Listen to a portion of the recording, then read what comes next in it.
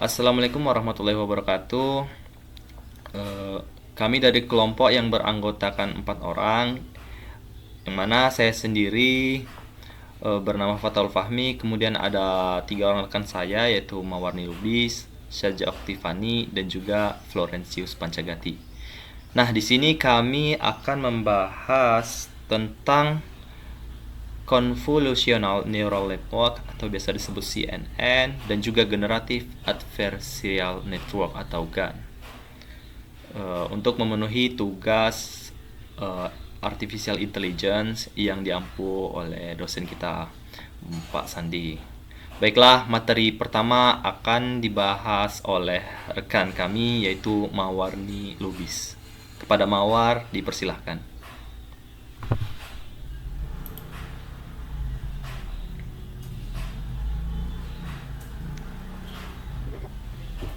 Baik, terima kasih kepada moderator. Langsung saja kita bahas materi pertama, yaitu Convolutional Neural Network atau CNN. Convolutional Neural Network adalah kategori khusus jaringan saraf tiruan feed-forward atau aliran data maju yang linear dalam jaringan saraf, memastikan setiap proses terjadi secara terurut tanpa pengaruh dari hasil di masa lalu. CNN merupakan salah satu jenis neural network. CNN digunakan untuk mendeteksi dan mengenali objek 1D, 2D, dan 3D, dan umum digunakan dalam computer vision di deep learning. Dalam matematika, konvolusi adalah operasi matematika pada dua fungsi yang menghasilkan fungsi ketiga, yang menyatakan bagaimana bentuk salah satu fungsi dimodifikasi oleh fungsi lainnya. Istilah konvolusi mengacu pada fungsi hasil dan proses komputasi. Konsep ini memecah gambar menjadi beberapa bagian dan menganalisisnya secara independen. Next. Di sini kita lihat ada beberapa struktur CNN. Kita akan bahas struktur CNN yang pertama, yaitu input layer. Next.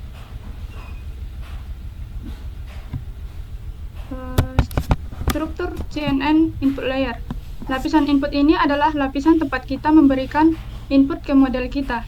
Dalam CNN, umumnya input akan berupa gambar atau serangkaian gambar. Lapisan ini menampung input mentah gambar. Nah, pada gambar data ini berupa matriks angka, dengan setiap elemen merepresentasikan tingkat warna piksel. Pada gambar anjing, gambar gambar hitam putih. Untuk gambar hitam putih, nilainya berkisar antara 0, yaitu hitam, hingga 255, yaitu putih. Ini menggambarkan representasi data dalam satu saluran warna, yaitu skala grayscale. Nilai tiap piksel menunjukkan tingkat kecerahan. Nah, pada gambar gajah merupakan gambar berwarna. Untuk gambar berwarna digunakan 3 saluran RGB atau red, green, and blue, sehingga data memiliki dimensi tambahan. Representasi gambar dengan 3 saluran tadi merah, hijau, biru. Data dari gambar ini akan dimasukkan ke CNN dalam bentuk matriks 3 dimensi. Next. Struktur CNN selanjutnya itu convolutional layer. Lapisan convolutional adalah lapisan yang digunakan untuk mengekstraksi fitur dari kumpulan data masukan. Lapisan ini menerapkan serangkaian filter yang dapat dipelajari yang dikenal sebagai kernel pada gambar masukan. Filter atau kernel adalah matriks yang lebih kecil. Biasanya ia berbentuk 2x2, 3x3, atau 5x5. Lapisan ini meluncur di atas data gambar masukan dan menghitung produk titik antara bobot kernel dan patch gambar masukan yang sesuai. Keluaran lapisan ini disebut sebagai peta fitur atau feature map. Berikut ini beberapa hal yang harus dipahami dalam convolutional layer. Yang pertama yaitu ada filter atau kernel. Filter atau kernel adalah matriks kecil yang berisi bobot numerik yang digunakan dalam tahap konvolusi untuk mendeteksi fitur tertentu. dari data input atau seperti gambar. Filter ini bertindak sebagai alat analisis yang mengenali pola visual, seperti tepi, tekstur, atau bentuk dengan memproses bagian-bagian kecil dari gambar. Contohnya, kita ibaratkan lingkungan sekitar adalah objek analisis dan kacamata adalah filter. Jika kita membuka kacamata atau filter yang khusus mendeteksi warna hijau, maka saat kacamata atau filter itu kita gunakan, hasil yang kita lihat dari objek analisis lingkungan akan memperlihatkan objek-objek yang berwarna hijau, dan objek yang lain akan berwarna yang lain, seperti menjadi hitam putih. Next.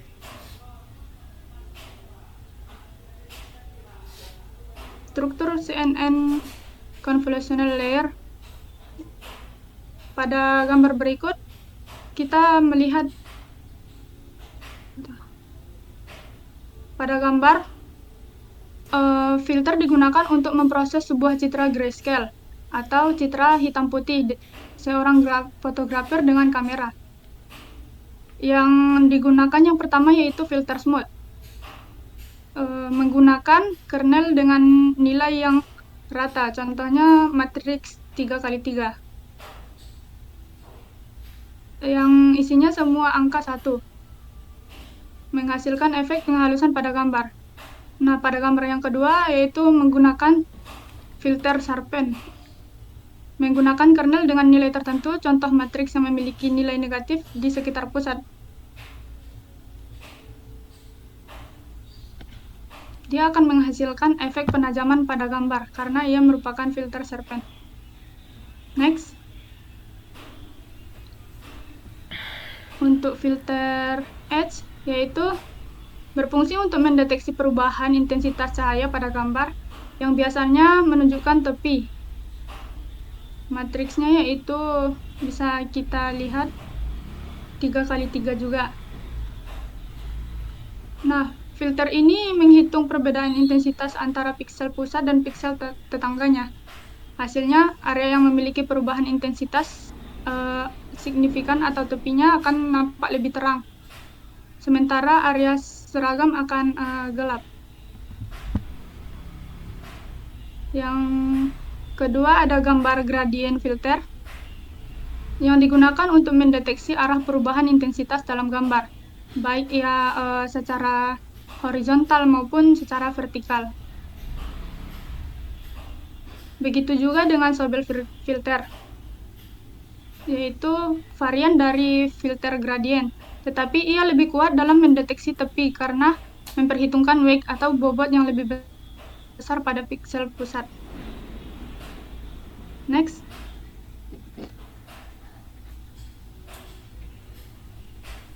Proses kerja konvolusi. Konvolusi merupakan proses penggabungan dua fungsi untuk menghasilkan fungsi baru.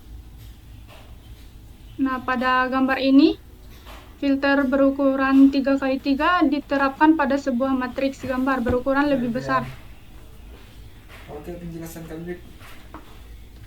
Contoh perhitungan pada gambar berikut yaitu dengan menggunakan matriks,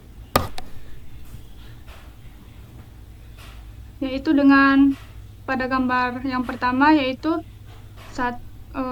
pada image sebelah kiri atas ada angka 1, pada filter sebelah kiri atas ada angka 1. Nah, di situ kita menghitung sesuai hitungan matriks, yaitu 1x1 ditambah, begitu juga di kanan atas ada angka 5 dan juga angka 2, 5x2. Nah, hasilnya nanti 1x1 tambah 5x2 tambah 3x-2 ditambah 3x2 ditambah 2x-1 sama dengan 3. Maka yang menghasilkan nilainya 3. Begitu juga gambar yang berikutnya. Visualisasi 3D konvolusi. Diagram 3D pada kanan bawah menunjukkan bagaimana feature map atau lapisan hasil terbentuk dari proses konvolusi. Matriks input yang warna biru dan filter merupakan yang warna hijau. akan menghasilkan lapisan fitur baru dengan nilai yang telah dihitung. Next.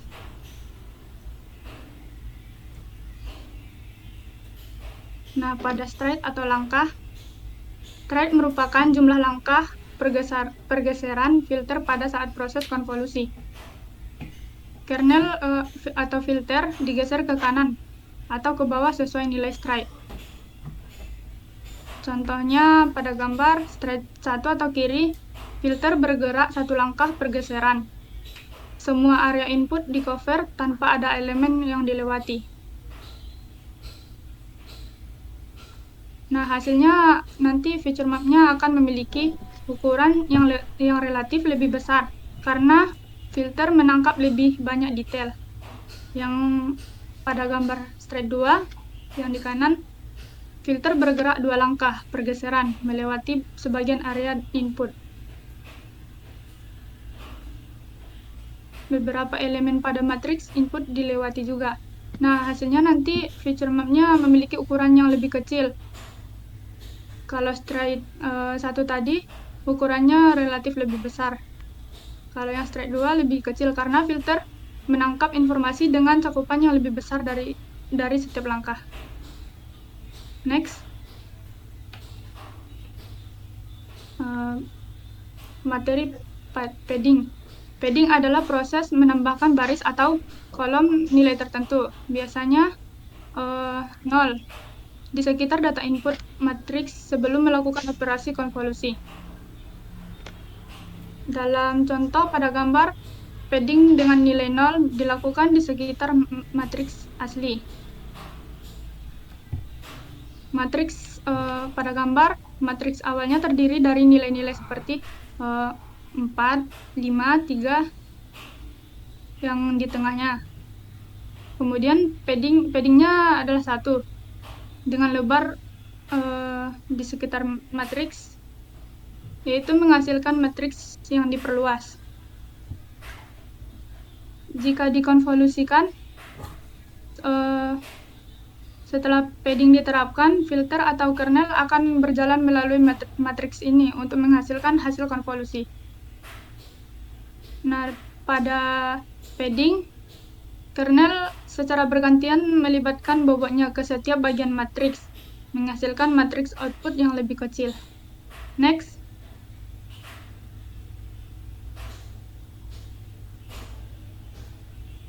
Pada activation layer, lapisan ini menggunakan fungsi aktivasi seperti rectified linear unit untuk memperkenalkan nonlinearitas. Alasan perlunya activation function karena banyak pola di dunia nyata bersifat non-linear. Activation function memastikan jaringan untuk bisa memahami hubungan yang rumit.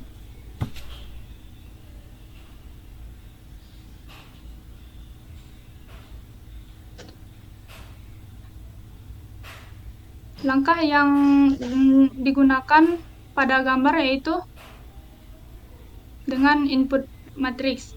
Matriks input berisi nilai-nilai asli dari data seperti contoh pada gambar. Kemudian akan melakukan filter. Pada filter, matriks digunakan untuk melakukan operasi konvolusi pada input dan akan menghasilkan feature map.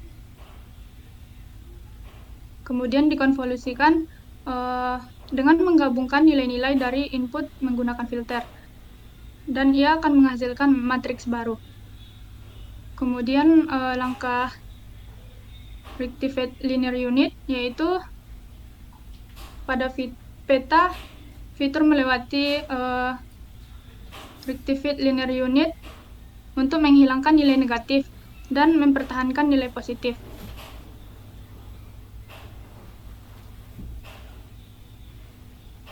Hasilnya nanti matriks yang lebih kecil dan lebih sederhana, namun tetap mengandung informasi penting dari input. Next. Struktur CNN pada yaitu polling layer. Lapisan ini berfungsi untuk mengecilkan ukuran data atau downsampling tanpa menghilangkan informasi penting. Jenis polling pada polling layer ada dua, yaitu max polling. Pada max polling, ia mengambil nilai maksimum dari setiap area kecil, contohnya 2x2. Misalnya dari area yang warna kuning, ia akan mengambil nilai yang maksimum, yaitu 1, 3, 5, 7. Jadi nilai maksimumnya yaitu adalah 7, yang bertujuan untuk menyoroti fitur paling dominan di area tersebut. Nah, polling layer yang kedua yaitu average polling. Average polling mengambil rata-rata nilai dari setiap area kecil.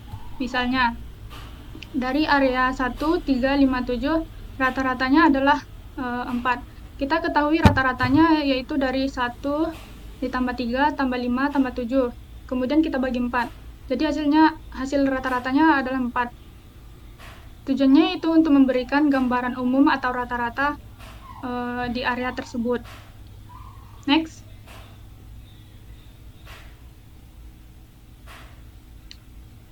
Pada flattening layer, lapisan ini mengubah data dari bentuk matriks atau multidimensi menjadi vektor atau satu dimensi.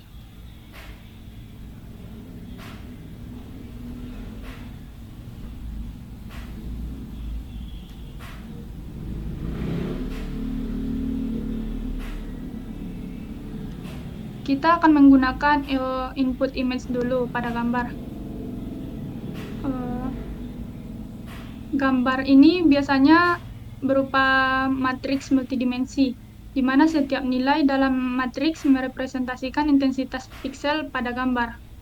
Kemudian kita convolutional layer.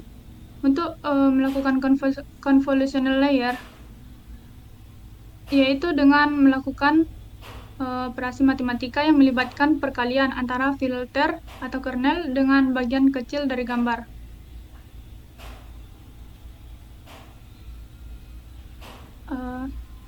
Hasil dari operasi konvolusi yaitu feature map, yang merupakan representasi abstrak dari fitur-fitur yang ditemukan dalam gambar.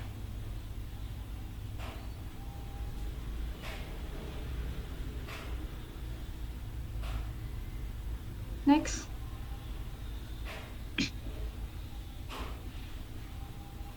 Pada fully connected layer adalah lapisan di mana semua neuron terhubung penuh ke setiap neuron dari lapisan sebelumnya atau semua fitur yang sudah di flattening. Tujuannya yaitu untuk menggabungkan semua fitur yang telah diekstraksi dari lapisan sebelumnya dan membuat hubungan antar fitur.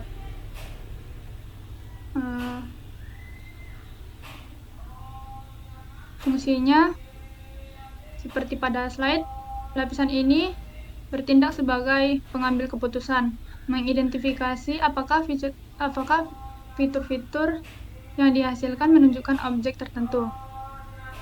Juga untuk mengaitkan fitur-fitur dengan label tertentu dan untuk mengklasifikasi output yang dihasilkan.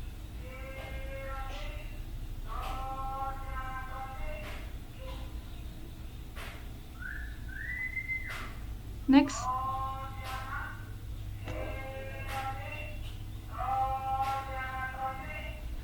Selanjutnya yaitu softmax. Softmax ini adalah activation function yang melakukan normalisasi dari vektor suatu nilai tertentu atau fitur konvolusi ke dalam distribusi probabilitas. Umumnya digunakan di layer terakhir sebelum output.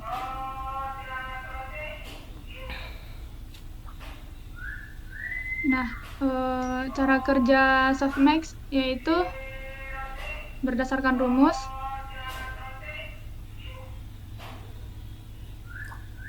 softmax sama dengan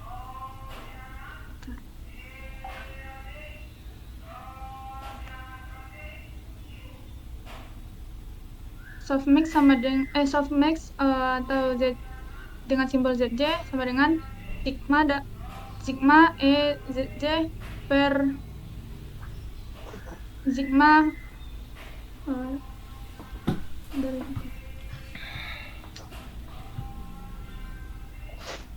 pokoknya kita ketahui K itu 1 hingga K. ZJ itu nilai vektor input ke J. K itu adalah jumlah kelas. Dan pangkat ZJ itu merupakan eksponensial dari nilai ZJ. Prosesnya sebagai berikut. Kita akan menghitung eksponensial dulu. Setiap nilai dalam vektor input akan dieksponensialkan. Contoh sederhananya,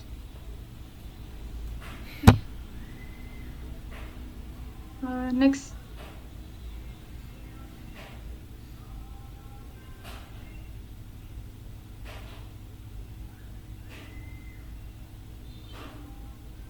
Kemudian struktur CNN output layer.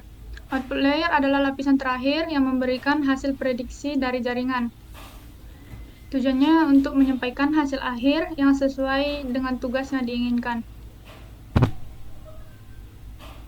Jenis outputnya ada klasifikasi dan regresi.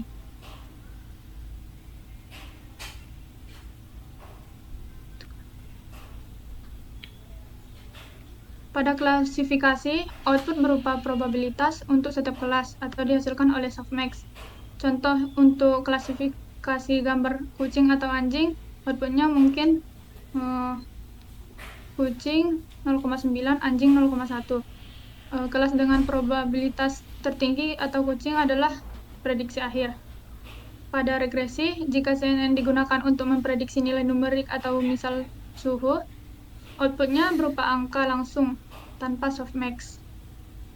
Next.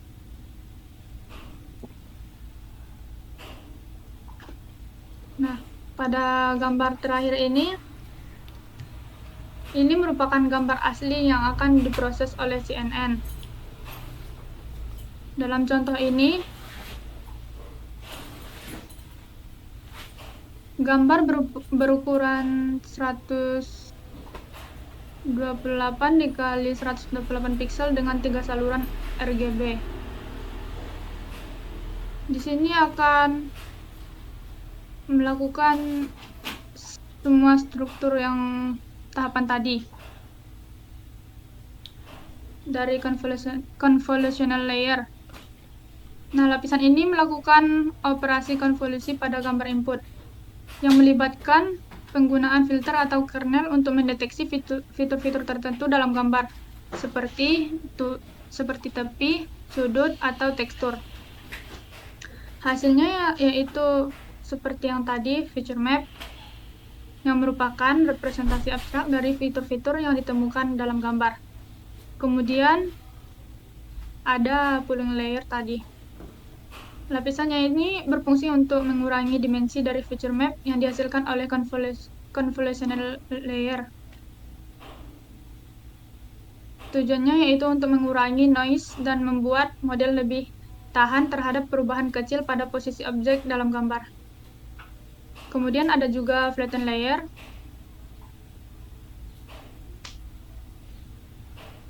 Flatten layer lapisan yang meratakan output dari lapisan sebelumnya menjadi vektor satu dimensi. Kemudian fully connected layer yaitu melakukan klasifikasi pada fitur-fitur yang telah diekstrak.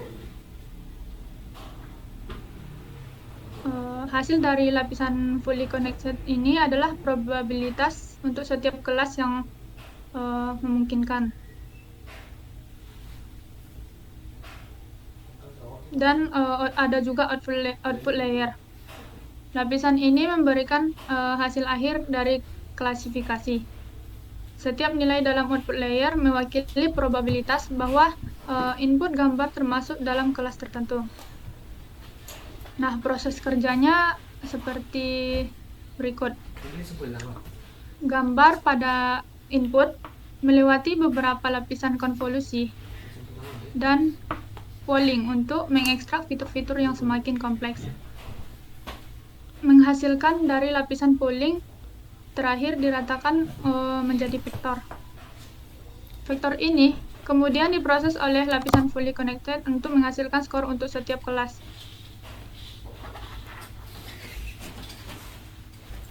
Skor-skor ini dinormalisasi menggunakan fungsi softmax untuk menghasilkan probabilitas. Kelas dengan probabilitas tertinggi dipilih sebagai prediksi akhir. Nah, cukup sekian penjelasan CNN dari saya. Saya kembalikan kepada moderator.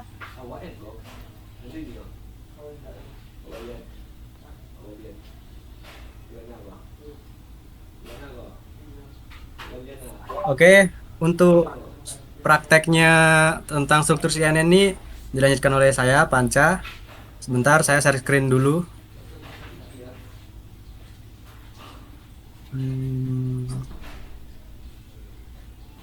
Oke. Nah, jadi di awal program ini ada PIP install TensorFlow nih, karena kita nanti butuh keras nih untuk mendapatkan layers, model, sama processing image ini. Jadi kita install dulu di sini. Kalau belum punya install, kalau udah ya udah nggak usah. Di sini kita cuma mau nengok versi berapa TensorFlow kita. Jadi ini kebetulan punya saya versi 2.17.1. Nah, di sini baru kita import library. Yang pertama kita butuh convolutional 2 dimensi, dense ini untuk fully connected, dropout, flatten, sama max pooling. Kita juga butuh sequential sama image data generator. Nah, kemudian kita menyiapkan data di sini. Kita bikin variabel data direction, ini alamatnya. Alamat ini didapat dari Google Drive, yaitu di sini AI. Ada datasheet, di sini ada datasheet. Nah, alamat datasheet ini yang kita masukkan ke machine learning ini. Di sini target size ini kita membuat target supaya gambar yang kita masukkan tuh dibuat size-nya ke 100 x 100 pixel. Kelas dibuat 10 ini karena di sini ada 10 kelas dari 0 sampai 9. Kemudian di sini kita membuat train generator seperti ini dengan parameter-parameter yang sudah ada. Kita tinggal tap-tap saja kalau membuatnya di Colabs, Google Colabs. Kita juga perlu membuat train generator sama validate generator. Oke, itu. Jadi di sini dia akan apa istilahnya? Akan menemukan data yang akan ditrainingkan kepada mesin. Jadi ditemukan ada 1693 foto. Ada juga nih 409 foto yang digabung jadi sekitar 2000 berapa gitu. Nah, di sini baru model konvolusional itu dibuat. Nih. Kita buat dulu model sebagai sekuensial. Nah, dapat dilihat di sini nih. Layer pertama adalah konvolusional, layer kedua adalah max pooling. Di konvolusional ini kita menggunakan filter atau kernel yang memiliki dimensi 3x3 dengan langkah atau thread sebanyak satu langkah saja, dan activation functionnya kita menggunakan ReLU, umumnya pakai ReLU. Kita pakai padding supaya gambar yang di konvolusional tidak mengecil. Input shape-nya kita buat menjadi defaultnya 100 x 100. 3 yang di belakang ini maksudnya untuk RGB karena kita menggunakan gambar yang berwarna. Di max pooling, pool size-nya itu pool size sama seperti itu kernel size. Jadi di sini kita mempoolingnya dengan filter berukuran 3x3 dengan thread-nya 2 langkah. Nah, proses ini apa kita lakukan selama sebanyak 4 kali, 1, 2 dan sampai 4. Hanya kita bedakan. Oh ya, di sini ada 32, 64 sama 128 nih adalah banyak filter yang kita gunakan untuk convolution si inputan itu. Jadi proses ini merupakan feature, membuat feature. Kita akan membuat feature untuk training. Kemudian di sini ada flattening. Nah, di sini dari gambar yang sudah kita buat jadi banyak feature itu kita flattening. Dari banyak dimensi kita jadikan hanya satu dimensi. Tujuannya supaya karena dense si fully connected ini hanya bisa digunakan jika satu dimensi gitu. Kemudian di sini ada dense itu merupakan full connection, fully connected layer. Di sini artinya kita menggunakan 512 neuron dengan activation-nya ReLU. Yang di bawah kita menggunakan fungsi softmax seperti yang dijelaskan tadi. Compile ini ya untuk mengcompile file itu tadi menggunakan loss categorical cross entropy, optimizer-nya si Adam, metriknya accuracy. Sumer ini untuk menunjukkan tabel ini seperti ini. Ketika kita run kan muncul seperti ini. Jadi ini layer pertama konvolusional, max pooling pertama, conv 2, max pooling kedua dan seterusnya. Dapat kita lihat di sini, jadi total parameter yang kita trainingkan ini ada 8 juta. Dan yang non trainable nggak ada, 0. Oke, kemudian di sini model fit ini, disinilah kita mentrain mesin kita untuk mendapatkan pola-pola dari gambar yang udah kita inputkan tadi. Di sini ada train generator yang udah kita buat di atas tadi. Epoch ini maksudnya berapa banyak kita perulangan train ini. Di sini saya buat 5 kali, bisa dibuat terserah sama si pemrogram. Validation data ini sudah dibuat di atas tadi, yang di awal ini. Untuk trainingnya tidak saya tunjukkan karena akan memakan waktu lama. Ini sudah saya training tadi. Dan kemudian setelah kita training, kita bisa save modelnya dengan sintaks seperti ini. Di sini nama file setelah nama file trainingan bernama model 7 karena saya memang sudah 7 kali membuat training ini. Jadi seperti ini. Berhasil disimpan di sini, dapat dilihat model 7. Nah, kemudian kita cek. Jadi kita import dulu model from JSON. Kita akan read si meload si hasil trainingan kita tadi. Ini kan di sini alamat yang kita load adalah model 7 nih, ada di sini. Kalau berhasil tidak ada error atau tidak ada masalah apa-apa akan di sprint model berhasil di load. Kemudian di sini yang kita gunakan untuk mengecek hasil training kita. Kita import nanti untuk deteksi aritmatika numeric info chip itu. Di sini image yang kita gunakan kita read dari alamat ini. Alamat ini kita dapatkan dari sini. Dari examples. Nah, ini ada banyak foto. Oh ya lupa, tadi studi kasus ini menggunakan American Sign Language yang khusus untuk angka dari 0 sampai 9. Jadi ini yang untuk example. Jadi foto yang untuk example beda sama foto yang untuk training. Ini yang untuk training ada sendiri. Ini untuk 0 ada banyak. Untuk 1 sampai 9. Ini yang di training. Ini yang kita cek. Sekarang kita coba. Ini kan di kode yang ini. Kita coba dari 0. Di sini. Jadi di sini prediksi menunjukkan ketika 0 gambar 0 tapi prediksinya 1, berarti ada kesalahan di sini. Kemungkinan trainingannya tidak akurat. Coba 6.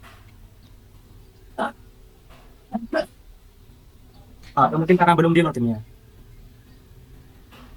Oke, data berhasil di load.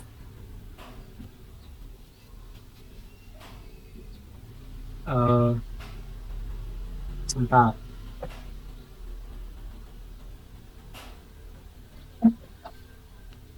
Dua tujuh revision kan. Model berhasil di load.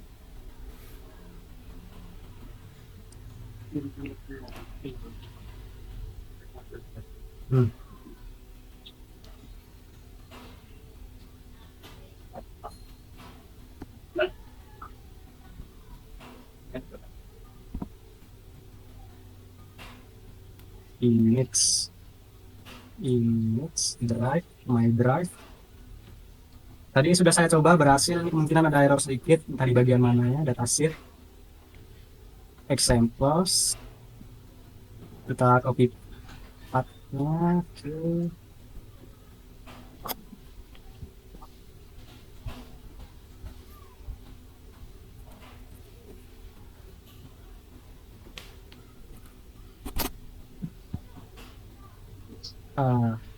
kemungkinan ada error ini.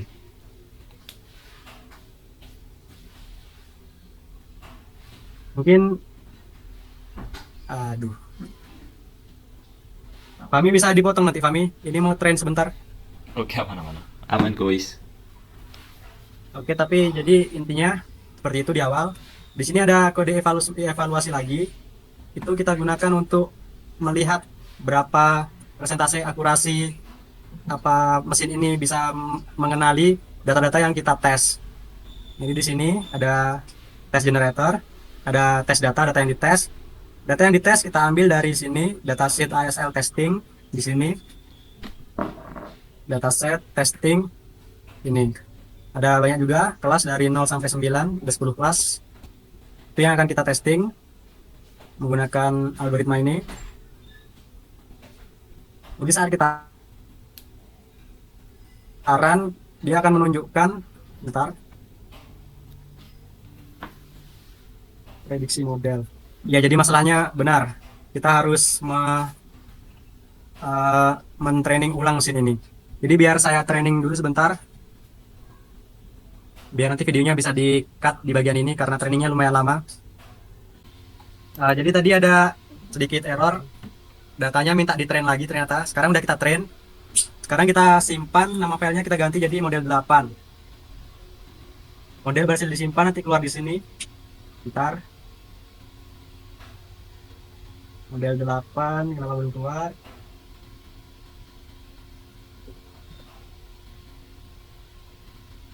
Seharusnya keluar di sini, bentar di refresh. Nah, di sini kan keluar model 8, berarti proses simpan berhasil. Sekarang kita load, tapi kita ganti. Yang kita load jadi yang ke-8 karena kita habis training ulang. Run lagi, L berhasil di load, L lama loadingnya. Di load berhasil, berarti sekarang kita tes. Ini kan run. Ayo, bisa agak lama.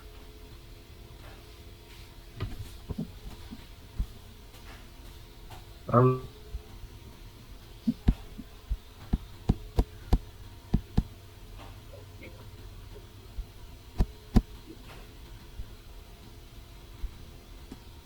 Sambil menunggu, ini ada NP si Numpix prediksi akses kan, prediksi kelas 1, 2, 3, betul kan 5. Kalau tanpa ini nanti yang dikatakan 0 sampai 0 sampai 9 kali. Itu jadi yang satu di 0 kali. Kalau nggak pakai tes lagi, lama runningnya. Entah sinyal atau entah resource-nya. 6, oke. Kenapa lama kali runningnya nih? Sesuai example nomor 6, dia prediksinya bahwa itu tuh American sign yang ke-6. Coba 8, 9. Aduh, lama kali. 9. Jadi dia berhasil mengenali si si example ini. Berhasil dikenali kalau yang example 8 dia kenal kalau ini 8, 2. Berarti untuk itu dia berhasil. Sekarang kita mau ngecek evaluasi model dengan confusion metric seperti ini. Kita tes generator, sama kita tes file directory yang mau kita testing. Seperti yang udah dibilang tadi, ada di directory testing ini ada banyak file di sini yang memuat kumpulan sign 0 sampai sign 9. Jadi seperti ini prediksi model, tes data generator, vision yang berbentuk berbentuk matriksnya, yang klasifik yang berbentuk angka-angka yang sudah dihitungkan dengan rumit. Kita importnya dari scalar metric ya, Gaussianification. Sekarang kita run, bentar. Oh ya sudah, kita run. Lama. Prediksi model, tes data generator. Tes data generator di mana tuh? Ini sudah di run tadi kan? Oh ya, ini belum di run, lupa. Tes data generator harus kita run dulu, udah di run. Ada 182 image yang kita testing pakai CNN ini. Sebentar. Lama.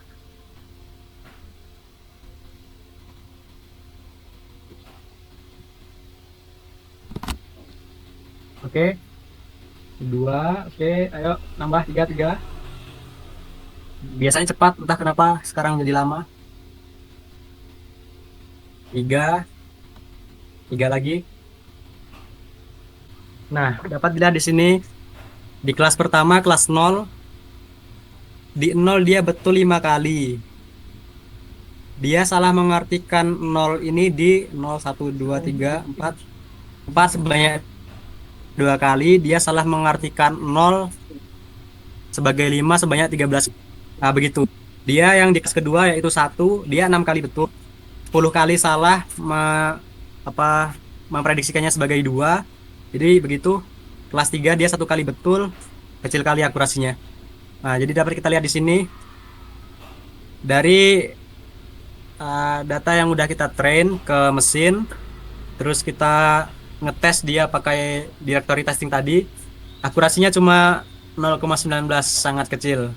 Jadi program ini bisa dikatakan buruk. Tapi begitulah kira-kira algoritma dan proses program dari CNN. Berikutnya kita lanjutkan dengan pembahasan GAN, GAN. Baiklah, selanjutnya saya akan menjelaskan materi mengenai Generative Adversarial Network atau GAN. Generative Adversarial Network ini adalah algoritma pembelajaran mesin yang mempertemukan dua model, yaitu generator dan diskriminator. Kemudian ini diperkenalkan oleh Ian Goodflow pada tahun 2014. Ini digunakan untuk menghasilkan data baru yang menyerupai data asli. Generative Adversarial Network ini terbagi menjadi dua konsep. Yang pertama itu generative model. Generative model ini adalah jenis model yang mencoba memahami pola atau susunan data yang ada. Setelah model ini belajar tentang pola tersebut, ia bisa menghasilkan data baru yang mirip dengan data aslinya. Konsep yang kedua yaitu adversarial training. Ini adalah metode pelatihan yang melibatkan konflik atau oposisi antara dua entitas dalam model. Adversarial ini berarti bertentangan atau berlawanan. Dalam konteks ini, metode ini mengandalkan persaingan untuk meningkatkan performa model. Kemudian, adapun struktur dari Generative Adversarial Network atau pihak yang berlawanan itu, yang pertama adalah generator. Generator ini tugasnya untuk membuat data palsu yang menyerupai data asli. Kemudian yang kedua ada diskriminator. Diskriminator ini bertugas untuk membedakan data asli dan data palsu. Ini merupakan notasi matematika dari Generative Adversarial Network. Selanjutnya yaitu proses kerja dari GAN. Yang pertama yaitu input noise. Proses ini dimulai dengan random noise atau input awal. Kemudian noise ini berasal dari distribusi laten yang akan digunakan oleh generator. Kemudian generator mengambil noise sebagai input. Kemudian generator berusaha mengubah noise menjadi data palsu yang mirip dengan data asli. Hasil awal dari generator ini biasanya masih kasar dan kurang realistis. Selanjutnya yaitu diskriminator mengevaluasi data. Diskriminator menerima dua input, yaitu data asli yang berasal dari dataset dan data palsu yaitu hasil dari generator. Diskriminator ini bertugas untuk mengidentifikasi apakah data tersebut itu asli atau palsu, yang memberikan keluaran real atau fake. Kemudian feedback untuk generator dan diskriminator. Jika diskriminator mendeteksi data palsu, generator mendapatkan umpan balik feedback dan belajar untuk membuat data yang lebih realistis. Jika diskriminator tidak bisa membedakan data palsu dari data asli, diskriminator dilatih kembali untuk lebih jeli membedakan data. Selanjutnya yaitu kompetisi antara generator dan diskriminator. Generator dan diskriminator itu dilatih secara bersamaan, yang dimana generator itu berusaha untuk membuat data palsu yang sulit dibedakan dari data asli, sedangkan diskriminator itu berusaha untuk meningkatkan akurasi dalam membedakan data asli dan palsu. Yang dimana hasil akhirnya generator itu menghasilkan data palsu yang sangat realistis, dan diskriminator itu semakin sulit untuk membedakan mana data asli dan mana data palsu. Kemudian generator adversarial network ini mencapai keseimbangan di mana generator mampu menipu diskriminator dengan baik. Ini ada contoh proses kerja dari GAN. Yang pertama itu pada sisi kiri ini terdapat vektor Z yang berasal dari distribusi acak. Kemudian Z ini dimasukkan ke dalam generator untuk menghasilkan data palsu dalam bentuk gambar atau fake image. Contohnya pada gambar G menghasilkan gambar kucing yang terlihat kabur dan tidak sempurna. Selanjutnya ada dua jenis gambar yang masuk ke dalam diskriminator. Gambar nyata, gambar asli yang berasal dari dataset, contohnya gambar kucing yang jelas. Kemudian gambar palsu yaitu gambar yang dihasilkan oleh generator, contohnya gambar kucing yang kabur. Kemudian D menerima kedua gambar tersebut secara terpisah untuk menentukan apakah gambar itu nyata atau palsu. Selanjutnya D itu dilatih untuk memberikan keputusan. 1 real jika gambar yang masuk itu adalah gambar nyata, atau 0 jika gambar yang masuk itu adalah gambar yang palsu. Pada gambar, alur panah orange itu menunjukkan proses pelatihan diskriminator untuk membedakan real image atau fake image. Selanjutnya, generator dilatih untuk menghasilkan gambar palsu yang semakin menyerupai gambar nyata. Tujuan dari generator ini adalah untuk menipu diskriminator, sehingga diskriminator memberikan label 1 atau real bahkan untuk gambar palsu. Kemudian pada gambar, alur panah berwarna hijau ini menunjukkan proses pelatihan generator untuk menghasilkan gambar yang mampu membuat diskriminator salah atau menganggap gambar palsu sebagai gambar nyata.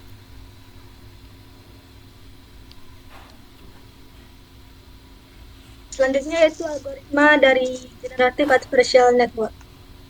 Yang pertama yaitu inisialisasi generator dan diskriminator. Selanjutnya yaitu pelatihan. Langkah yang pertama itu langkah A, latih diskriminator untuk membedakan data asli dan data palsu dari generator. Langkah kedua yaitu latih generator untuk menghasilkan data palsu yang semakin meyakinkan. Kemudian algoritma yang ketiga yaitu proses ulangan. Langkah A dan B ini diulang secara bergantian untuk beberapa iterasi, di mana setiap model generator dan diskriminator itu saling berusaha untuk menjadi lebih baik.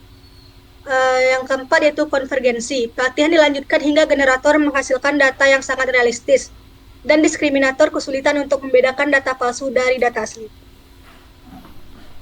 Kemudian ada beberapa jenis-jenis dari Generative Adversarial Network. Yang pertama itu Deep Convolution GAN, yaitu yang bertujuan untuk meningkatkan kualitas gambar yang dihasilkan dengan menggunakan jaringan konvolusi. Yang kedua yaitu Conditional GAN, yaitu yang bertujuan untuk memberikan kontrol pada output generator dengan menambahkan informasi kondisi sebagai input tambahan. Jenis yang ketiga yaitu Cycle GAN, yang bertujuan untuk mengubah gambar dari satu domain ke domain lain tanpa memerlukan pasangan data yang berkorespondensi. Yang keempat yaitu Least Squares GAN, yaitu mengurangi masalah vanishing gradient yang sering muncul pada GAN klasik. Jenis yang kelima adalah Wasserstein GAN, yang bertujuan untuk memperbaiki kestabilan pelatihan GAN dan mencegah mode collapse. Dan yang terakhir yaitu Semi-Supervised GAN, yang bertujuan untuk menggabungkan pembelajaran terawasi tidak terawasi untuk pelabelan data yang terbatas. Adapun kelebihan dari GAN yaitu yang pertama untuk kemampuan untuk membuat data baru yang realistis. Kemudian aplikasinya yang luas, pendekatan unsupervised learning, serta pendekatan unsupervised learning. Sedangkan kekurangan dari GAN itu adalah yang pertama kesulitan dalam pelatihan, yaitu kemudian ada mode collapse, kemudian yang terakhir ada kebutuhan komputasi tinggi. Mungkin sekian penjelasan materi Generative Adversarial Network dari saya. Selanjutnya akan dijelaskan codingannya oleh rekan saya, Fahmi. Baiklah, di sini saya akan menjelaskan tentang implementasi Generative Adversarial Network atau GAN tadi ya. Untuk menghasilkan gambar angka tulisan tangan berdasarkan data MNIST. Nah, bagi yang belum tahu, MNIST ini adalah sebuah dataset ya. Nah, dataset ini biasa digunakan untuk melatih training data ya dalam sistem pemrosesan gambar. Nah, seperti ini MNIST database nih. Kita ambil datanya dari sini. Kemudian di kode ini ada dua komponen utama, yaitu generator ya sebagai pencipta gambar ya dari data yang telah kita masukkan tadi. Jadi dia akan menggenerate data baru ya sesuai dengan data yang kita masukkan gitu. Jadi dia akan mencoba untuk meniru semirip mungkin. Nah, kemudian untuk menyeimbangkan ya atau untuk menguji apakah hasil dari generator tadi itu cukup mirip dengan data yang telah kita berikan, kita perlu di sini satu komponen lagi, yaitu diskriminator. Jadi ada dua komponen utama ya, yang pertama generator, kemudian diskriminator. Nah, diskriminator ini mengklasifikasikan gambar ini apakah asli atau palsu ya. Jadi dia akan berjalan bersamaan gitu. Jadi ketika generator menggenerate gambar, kemudian diskriminator akan mengeceknya apakah ini asli atau palsu gitu. Maka di ujung program eh, kita akan melihat gitu sejauh mana generator ini bisa menipu diskriminator seperti itu. Baiklah, langsung saja kita lanjut ke penjelasan codingan ya. Nah, di sini di bagian persiapan kita ada mengimport beberapa library. Yang pertama ada TensorFlow ya. Ini digunakan untuk membangun dan melatih model ya. Kemudian ada apa nih namanya? Ini sebenarnya nggak butuh. Tadi saya ini untuk membuat GIF gambar ya. Biar gambar yang dilatih tadi bisa terlihat tuh rupanya ada yang error, jadi kita tidak membutuhkan dua library tersebut. Kemudian ada namanya di sini Matplotlib ya. Ini digunakan untuk menampilkan gambar hasil pelatihan tadi. Selanjutnya ada library NumPy ya. Ini digunakan untuk memanipulasi data numerik. Kemudian ada apa namanya nih TensorFlow.keras ini ya. Ini kita import dan digunakan ini bagian dari TensorFlow ya. Ini menyediakan API untuk membuat arsitektur codingan kita nanti. Kemudian ada time dan IPPython ini itu untuk membantu menghitung waktu pelatihan ya dan memperbarui visualisasi secara dinamis. Kemudian kita masuk ke bagian memuat dan menyiapkan data ya. Nah, di sini kita bisa lihat ya bagian cell code yang ini. Kita ini mengimport data ya dari MNIST ini yang terdiri dari angka-angka tulisan tangannya telah saya tunjukkan tadi, kemudian diunduh dan digunakan sebagai data pelatihan. Dan nih, ini saya sudah unduh ya, ada data dari MNIST-nya tadi. Kemudian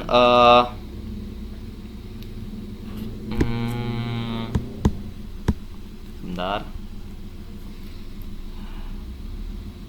Nah, ini masuk ke bagian memuatkan data tadi ya, untuk bagian memuat data. Kemudian data ini akan diubah menjadi bentuk 28 kali 28 kali 1 ya, ini. Untuk apa? Agar sesuai dengan input modelnya nanti. Kemudian gambar akan dinormalisasikan menjadi -1 hingga 1 gitu. Nah, kemudian dataset ini akan dipecah menjadi sebanyak 256 gambar ya, batch per batch, dan diacak gitu. Ini untuk mengacaknya dia di bagian codingan ini, di cell ini. Nah, lanjut kita ke bagian generator model ya. Maaf, ini belum saya tambahkan keterangan kodenya.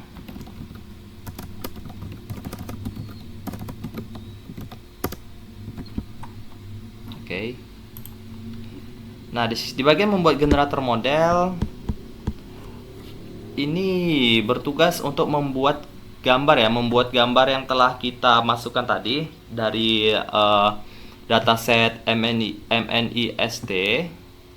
Dia akan berusaha membuat semirip mungkin ya. Itu biasa berupa noise acak tuh dari 100 dimensi. Kemudian akan bagian lapisan dense ini atau layer dense ini akan menghasilkan data awal itu berukuran 7 kali 7 kali 256 ya. Kemudian reshape layer ini mengubah data menjadi bentuk matriks nantinya. Nah, kemudian ada namanya transport convolution ya.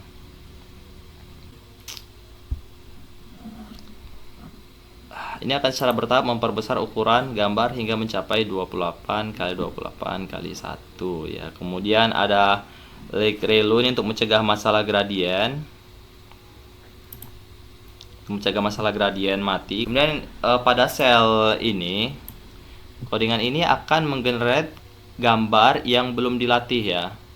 Jadi dia akan menampilkan gambar random noise secara acak seperti ini karena belum kita lakukan pelatihan gitu. Ini contoh hasilnya ya. Nah, kita lanjut ke bagian membuat diskriminator. Perlu kita ingat, diskriminator ini adalah lawan dari generator ya, untuk menguji generator agar menjadi mesin generate yang lebih baik gitu. Bentar saya buat dulu ya.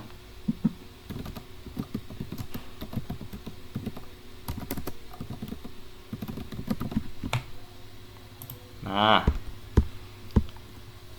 fungsi diskriminator ini bertugas untuk membedakan gambar asli dan gambar yang dihasilkan oleh generator ya. Kemudian di bagian layar Conv2D ini tuh mengekstrak fitur dari gambar. Kemudian di dropout tuh mencegah overfitting ya dengan mengacak beberapa neuron selama pelatihan. Kemudian ada namanya flatten.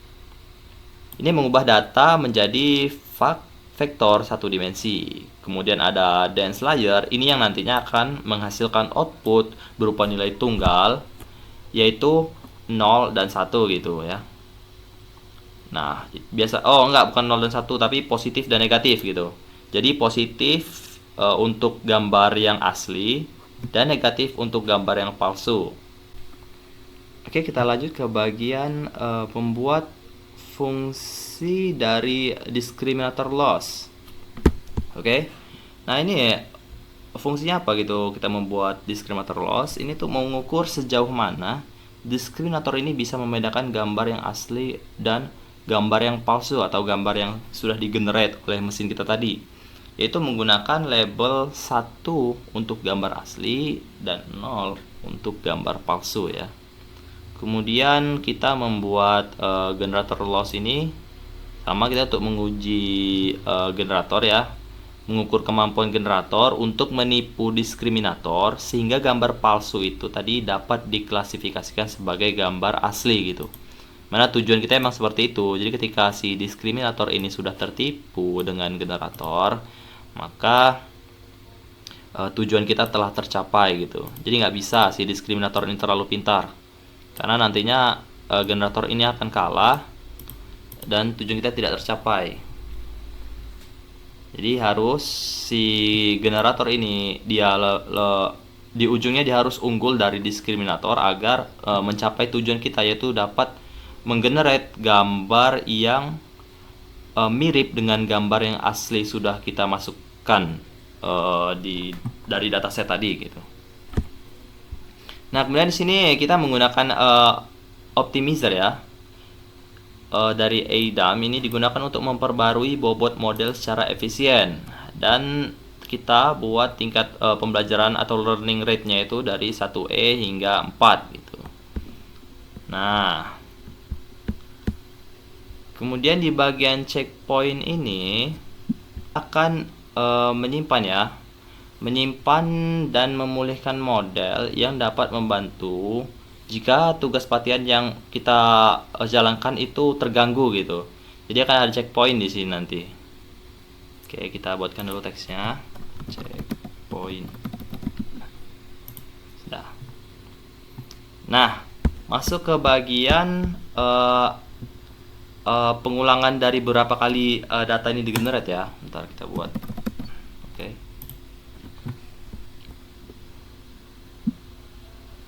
Nah, pada sel ini, pelatihan ini dimulai dengan generator itu menerima data acak ya sebagai input. Kemudian data itu digunakan untuk menghasilkan gambar gitu. Kemudian diskriminator ini digunakan untuk mengklasifikasikan gambar ini asli atau palsu gitu. Kemudian loss-nya nanti dihitung oleh masing-masing dari model ini. Oke.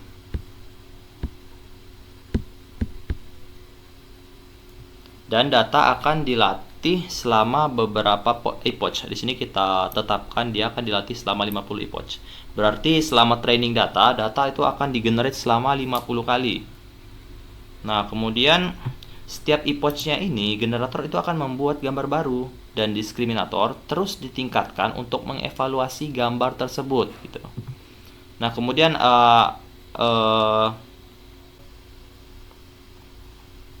fungsi untuk mentraining data ya.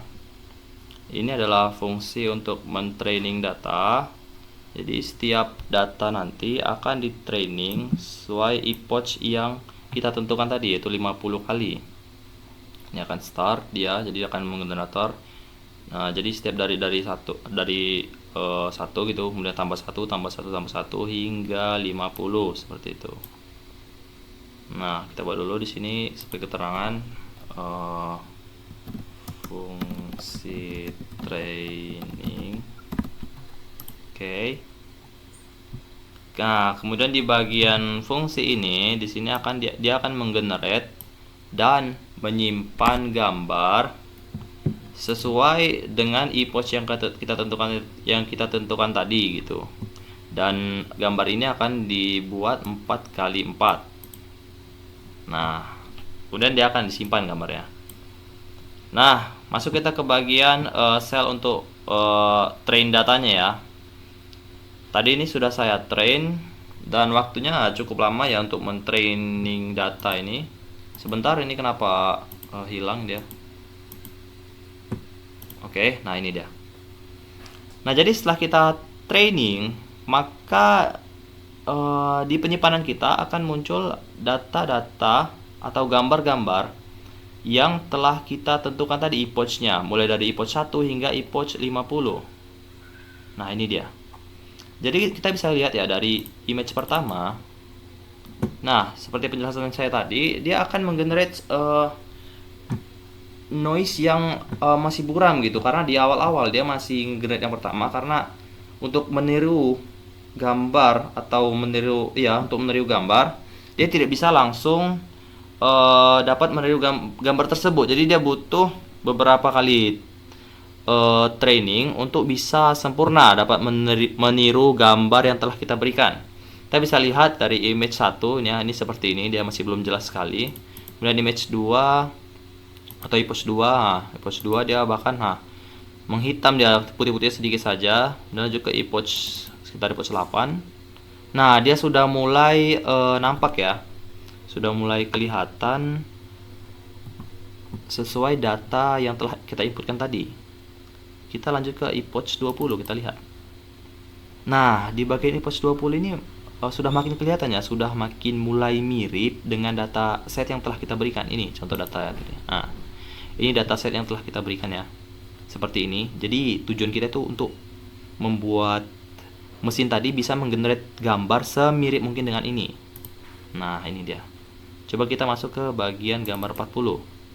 Nah, di sini sudah makin kelihatan nih, ini 1, 3, kemudian ada 6, ada 8, 9. Nah, kemudian lanjut ke gambar yang 50. Nah, inilah gambar terakhir ya. Walaupun emang tidak bisa semirip mungkin karena ini adalah model simpelnya ya.